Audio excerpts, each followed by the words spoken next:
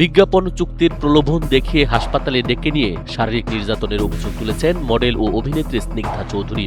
রাজধানীর খিলক্ষেত থানায় রোববার রাতে তিনি অভিযুক্তদের বিরুদ্ধে একটি মামলা দায়ের করেন। মামলার অভিযোগে বলা হয়, বিজ্ঞাপনের একটি চুক্তি স্বাক্ষরের কথা বলে স্নিগ্ধা চৌধুরীকে একটি হাসপাতালে ডেকে নেওয়া হয়। সেখানে তার উপর শারীরিক নির্যাতন চালানো হয়। স্নিগ্ধা বলেন, নির্যাতনের সময় অভিযুক্ত ব্যক্তি নিজেকে প্রভাবশালী মহলের ঘনিষ্ঠ বলে পরিচয় দিয়ে তাকে ভয়ভীতি দেখান।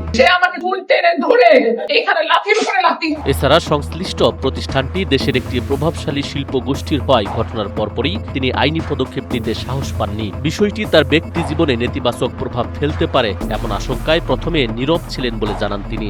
রংপুরের মেয়ে স্নিগ্ধা চৌধুরী 2018 সালে মডেলিং শুরু করেন। তিনি বিভিন্ন বিলবোর্ড, প্রচারণা, ফ্যাশন শো এবং আন্তর্জাতিক র্যাম্পে অংশগ্রহণ করেন। পরবর্তীতে চলচ্চিত্র নির্মাতা রায়হান রাফি তার চলচ্চিত্র প্রেসার কুকারের জন্য তাকে নির্বাচিত করেন। চলচ্চিত্রটি 2026 সালের ঈদ উল ফিতরে মুক্তি পায় এবং এতে তিনি 4 জন প্রধান নারী চরিত্রের একজন হিসেবে অভিনয় করেন।